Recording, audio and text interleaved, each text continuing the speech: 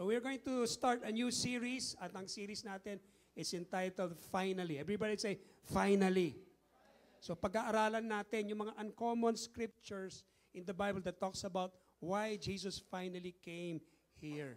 Okay, by the way, before that, I want to appreciate pala lahat ng volunteers natin. No? Kung na-appreciate nyo ba today yung worship natin? Tumawag ako sa mga kaibigan ko at sila ay nag-volunteer today. At ganun din, alam mo, may pangangailangan rin tayo dito sa music. Kung na-notice nyo, bakit ako kumakanta? Kasi may sakit si Chris. So nahiya naman ako kay Pastor Joel. So, Pastor Joel kasi dapat special appointment yan. So, ganun. Kaya lang kung mga impromptu kayo, kaya nyo kumanta, Jess, baka kaya mo impromptu. Sige, pasok lang. Ganun, no? So, ako naman, wild card ako. Anytime, sige, pasok lang. And I do hope we were blessed by the worship. Alright? So, we will have a series called Finally. Ito na yung Christmas season natin. At this is in Every Nation Churches. Pare-pareho ang pinag-uusapan natin.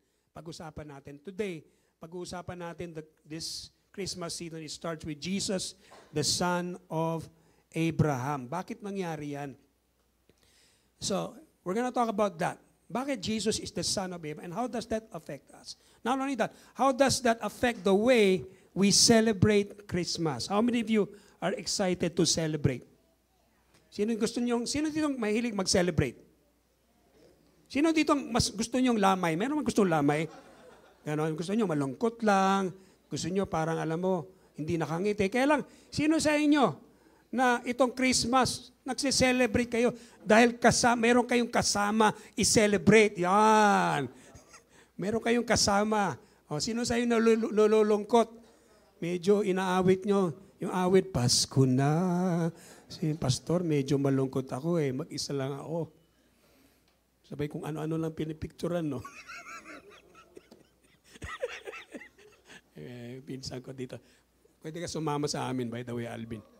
Mag-beach tayo. But when we talk about celebration, people celebrate in different ways.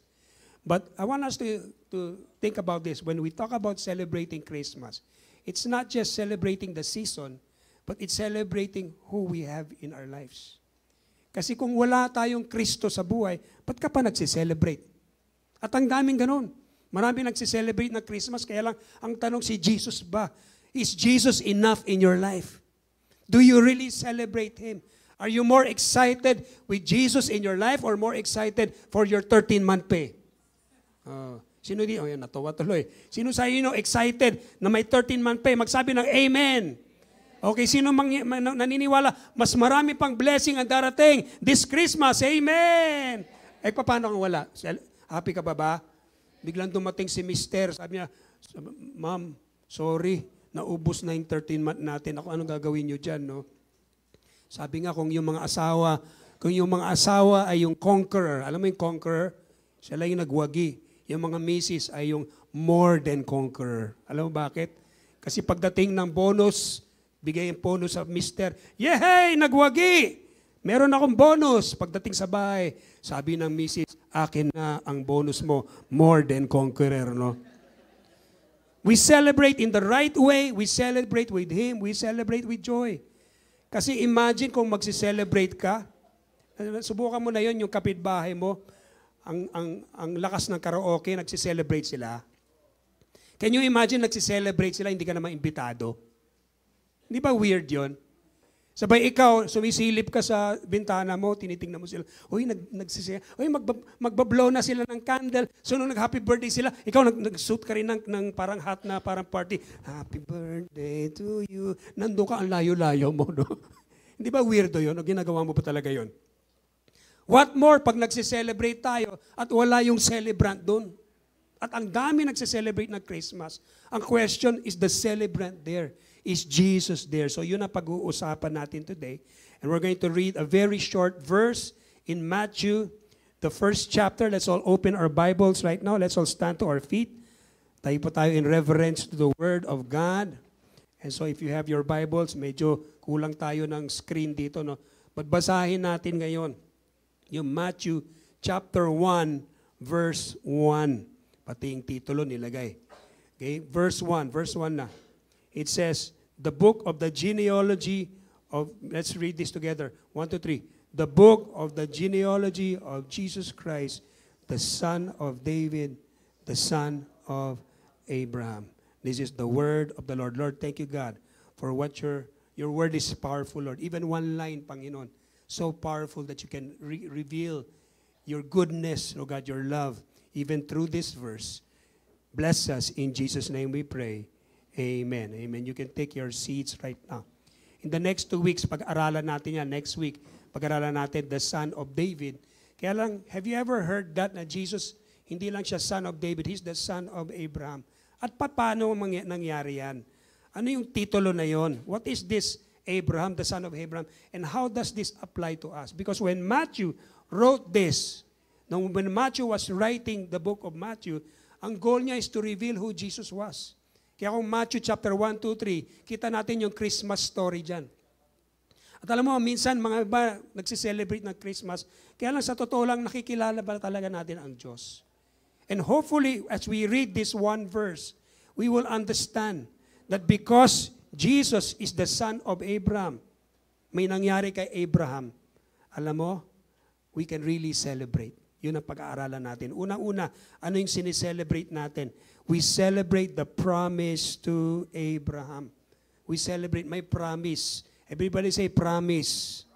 Sino sa inyong nakarinig na ng promise galing kay Lord? Okay, sino nyo? Hindi nyo alam. May promise ba si Lord? Yes, magbasa kayo ng Biblia. Maraming mga promises ang Panginoon sa atin. Minsan di mo lang alam. Kaya mahirap yan. Kaya hindi ka nag-i-enjoy ng Christian life mo kasi iniisip mo, para ano ba talaga? Mabait ba talaga si Lord? Mga iba, hindi maka-worship. Bakit? Kasi hindi mo pa naranasan eh. Kaya lang, imagine kung may promise ka, nasubukan nyo na yon, may dumating na package na hindi mo alam para sa iyo pala. Biglang dumating ang lalo, ay para sa akin ba to? Di ba ganon? At binuksan mo, di ba natuwa ka sa package?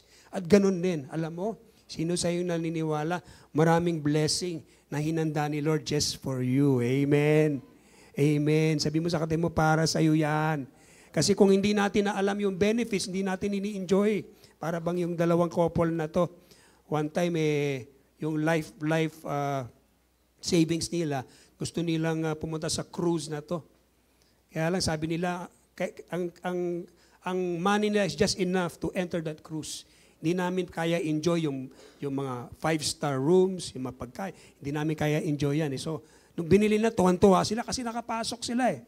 Hindi nila alam yung benefits that came with that ticket. And so what happened, nung nasa cruise, doon lang sila natutulog sa lobby. Sabi nila, basta nakapasok ako, okay na. Sabay nung dinner na, mga buffet, tinitignan lang nila, sila kinakain lang nila yung baon nila na biscuit, nandun sila sa labas. 7 days ginawa nila yon. Tuwan-tuwa na sila, basta nandun sila. Alam mo, nung 7th day, bigla na lang, nung palis nila ng cruise na yon, sabi ng kapitan, he noticed this couple, say, I noticed you were not in the buffet and you were sleeping in the lobby. Why was that? And sabi nila kasi, kapitan, we can only afford this. Ito lang. Alam mo, sabi ng kapitan, naku po, the ticket includes everything. Yung buffet and the 5-star room. Bakit hindi mo in-enjoy? Tignan mo yung katabi mo. Sabi mo sa katabi mo, bakit? Amen? Ba't mo hindi ini-enjoy ang promises ng Panginoon? And so when we talk about the promises, sabi mo, napakarami niyan, kapatid. And if you're not enjoying that today, parang kang yung tao na yan. Bitin. Ano yung call of Abraham? Let's celebrate this promise. The Lord said to Abraham, go from your country, your kindred, and your father's house to the land I will show you, and I will make you into a great nation. I will bless you and make your name great, and you will be a blessing. Verse 3, basahin natin sabay-sabay. 1, 2, 3. I will bless, and him who dishonors you, I will curse. And then ito na yan. And in you, all families on earth will be blessed. Ano sabi ni Lord? Sabi niya, in you, nasa looban mo, may lalabas. Ano yun? At dahil sa Kanya, lahat ng pamilya mabibless. And of course, we all know that through the lineage of Abraham, kung sundan natin yung buhay niya, dumating yung anak niya, and then for 2,000 years, alam mo nangyari, dumating si Jesus. 2,000 years, kapatid. 2,000 years, dumating si Jesus. And because of Jesus, all of us are blessed. The nations of the world are blessed. How many are glad dahil sa obedience ni Abraham? Can you imagine kung hindi siya lumabas? Kung sinabi niya, Lord, hindi ako naniniwala dyan. Ako, through me, wala siyang anak nun eh. Will be blessed? Paano mangyayari yon? And many times, ayun ang ginagawa ni Lord. Listen to me, I believe God is speaking to you. Many times, God is putting you out of your comfort zone dahil meron pang mas malaking blessing na darating sa buhay mo. Magsabi ng Amen. Amen? Ganun yan eh. Hindi, Lord, pwede na ako dito eh. Okay na. Okay na ako dito eh. Alam mo, nung nasa St. Francis tayo, akala ko, okay na to. Kaya lang, ito, okay. Kaya lang, alam mo, naniniwala ako. I'm praying. Alam mo, puno na tayo. I'm believing God. How many of you believe there's a greater blessing? One day, we will move into a bigger place. Amen? Well, no stopping yan. At ganun rin ang blessing ng Panginoon. Hintayin mo lang. Sabi mo sa kapatid, hintayin mo lang, darating yan. Sino sa iyo nagpe-pray pa rin ng kotse? Amen! Sino kayo nagpe-pray na, 2025, magkakaasawa ka na? Amen! Yan yung akin daughter ay na-engage na, no? Na-surprise ba kayo doon? Saan si Janelle? Janelle is here. Okay, she's in the kids' church. Yan. Na-surprise ka ba, Janice? Janelle. Okay, saan siya? Saan yung isa? Nasa one. Kaya alam nyo yung promise na yon, yung kay Abraham. From the time God promised this to the time Jesus came, alam mo gaano katagal? 2,000 years. And yet it was a big blessing. What is the Word of God telling us? That regardless how long you wait for that promise, just wait. Because it is coming. And the Lord is faithful to fulfill His promises. Even yung probability of time and yung hindrances, yung from Jesus to fulfill that prophecy is, alam mo, there was a guy who made a probable mathematical calculation for him to fulfill. Kasi ang dami yan, propesya. Darating si Jesus, ang dami na yan. Just to fulfill one prophecy, alam nyo, isang propesya lang, almost impossible yan. Can you imagine that? Imagine, in 2,000 years, may nagsalita, Alvin, in 2,000 years, magkakaroon ka ng apo, or ano ang tawag doon? Apo sa, hindi pa tuhod eh, kung ano yun, hindi lang tuhod yun eh. Sa lupa na mismo yun, di ba? Hindi lang tuhod yun eh. Apo sa dulo ng kuko, bago yata yan, no? 2,000 years, magkakanak ka, magiging blessing to the nation. At ang pangalan niya is, ito, si Jess. Darating na. Di ba, parang imposible yan. Kaya lang yung 8 lang, just to give you, this guy wrote a book about that. Yung 8 prophecies lang, 8, tungkol kay Jesus. It's like the probability of 1 to the 100 quadrillion. How do you understand that? Para bang kung yung Pilipinas, buong Pilipinas, ito example lang, ilagyan natin ng 10 piso. 10 piso. Sabay cover natin buong Pilipinas. 2 feet deep. Ganun kalalim. Sabay mayroon isang coin na may X. Itatapon mo, hindi mo alam kung saan. Sabay yung first pick mo, mahanap mo yun, yung coin na yon. How many of you understand that's almost impossible? Imposible yon. And yet, alam mo, 8 prophecies, lahat yun, where Jesus would be born. Not only that, He will be a blessing. We're experiencing that today. He not just did 8 prophecies, but all of the prophecies. Kaya nga ang promise ni Lord ngayon, pag may Kristo, all of the promises of God are yes and amen in Him. Can you say amen? Kaya how many of you understand? Magse-celebrate ka talaga. Lord, lahat ng promise mo, kasi pinamis mo matutupad yan kay Kristo. It is a yes and amen. And then secondly, we celebrate His provision. It's a celebration of His provision. You see the story there in Genesis chapter 22. Alam na natin yung storya na yon. Nung isa-sacrifice na, so nagkaanak si Abraham, si Isaac, tuwan-tuwa siya. Sabi ng Panginoon, isakripisyo mo yan. At minsan yung ginagawa ni Lord sa atin. Minsan may mga sacrifice. Diba? Ibigay mo lang sa Panginoon. May mga bagay ba sa atin buhay you're holding on to? Kaya lang sabi Lord, ibigay mo lang sa Panginoon. Ano nangyari? Nung binigay niya sa Panginoon, so he was about to do it.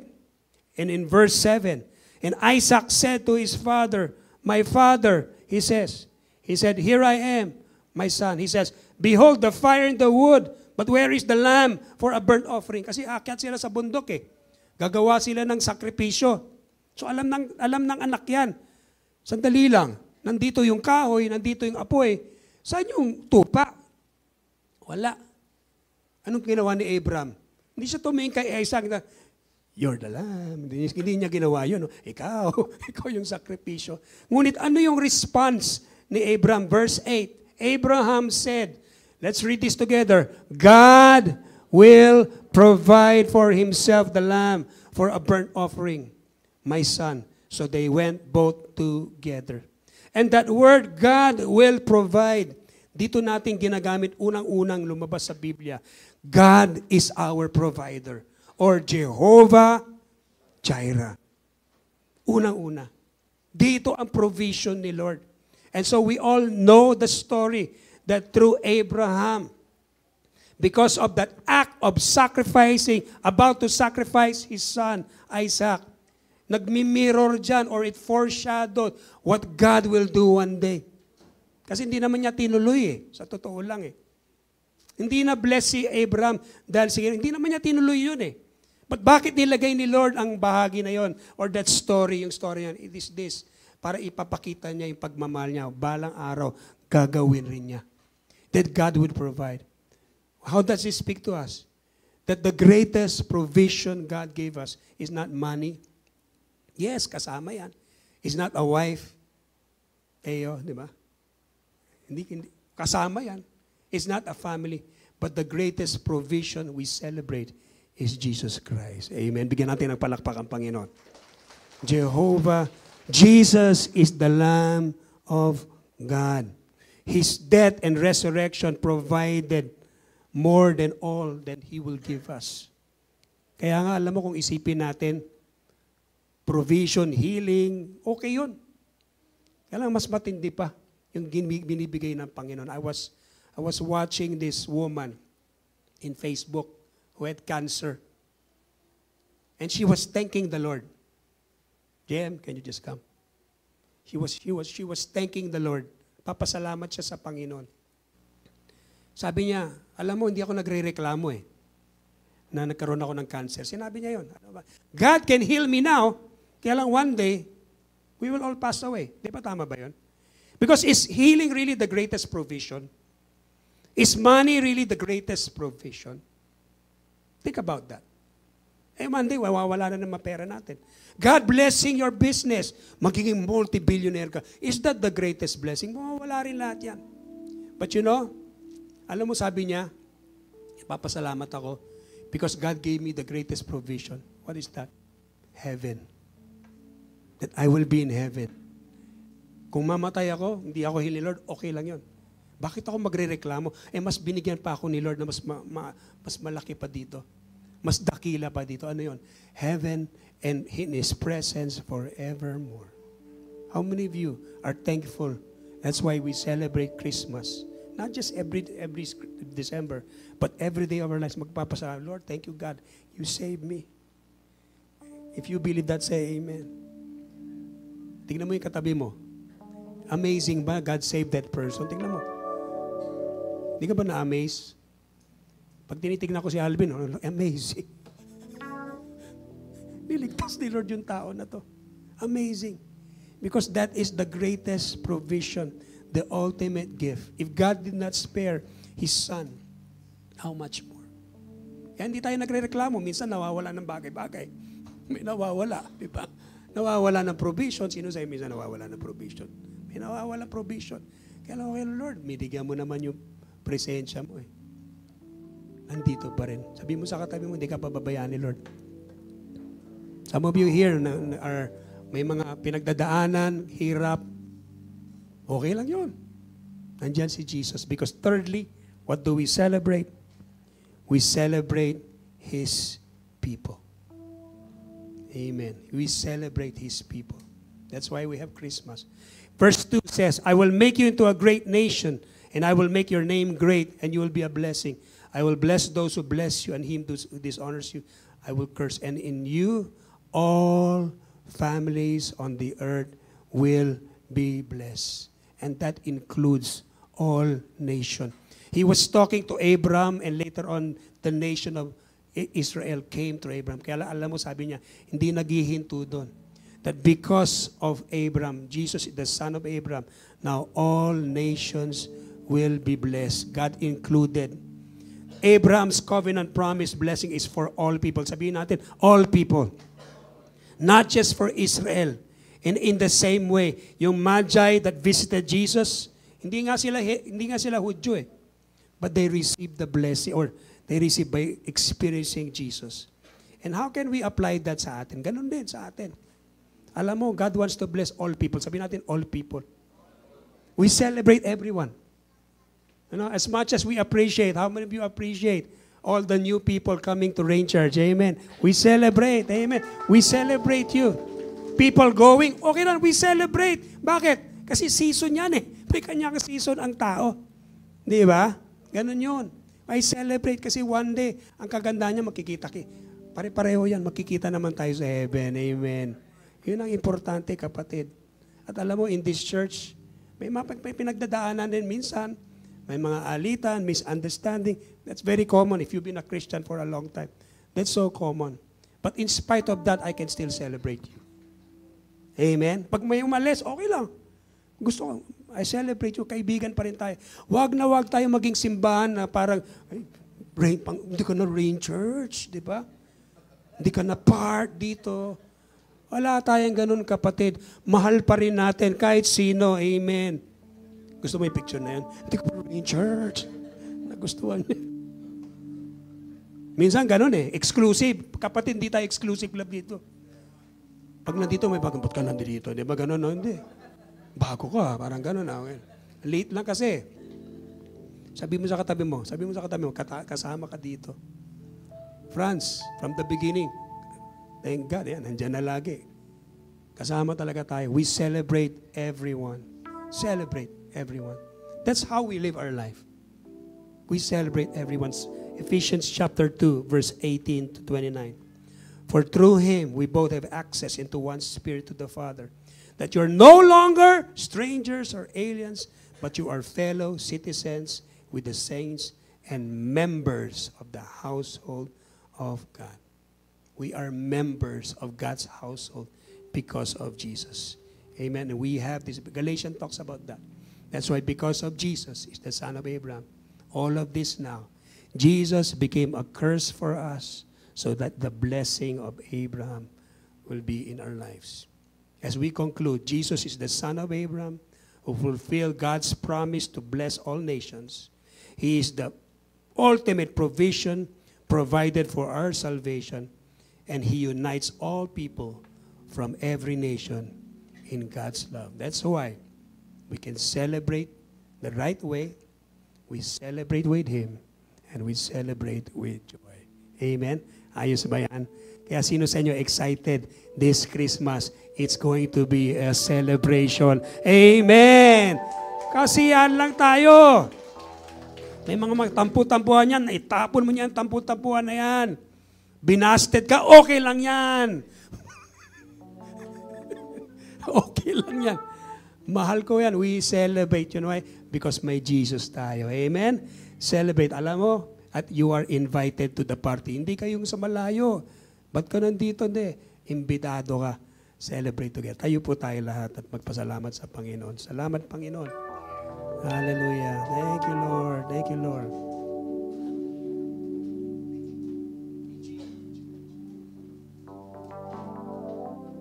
Let's sing this song. Lift up your hands. Give thanks with a grateful. Give thanks. Thank you, Lord. Yes. To the whole. Yes, Lord. Thank you, Lord. Salamat, Jesus. Jesus Christ. And now, let the weak strong. Yes, Lord. Amen. Because of what, Lord? Thank you, Lord. Thank you, Lord. Thank you, Lord. Thank you, Lord. As we give thanks to you finally, Lord God, we celebrate with joy. We can celebrate with the right way. We celebrate with you because you've made us part of this family. Kung hindi ka pa born again, itaas mo kamay mo, sabihin, Lord, I want to be part of your family. And as you receive Jesus Christ, say, Lord, come into my life. You are part. Bahagi ka. And you can celebrate with joy in the right way and with Him. Salamat, Panginoon. Receive the blessing of the Lord. Taas natin ang kamay natin. May the Lord God bless you and keep you. May the Lord's face shine upon you and be gracious to you. The Lord has turned His face towards you at nakatingin sa iyo, kapatid. And He's saying you are part of the family now. Therefore, you can celebrate. We can celebrate this season in the right way with Him and with joy. Be blessed in the mighty name of Jesus, we pray. At lahat ng mga pamilya ng Panginoon, magsabi ng malakas na Amen, Amen. Sabi mo sa katabi mo, kasama ka dito, kapatid. Bless ka, Amen. Let's celebrate. God bless you. Let's enjoy the rest of the Sunday. God bless, Amen.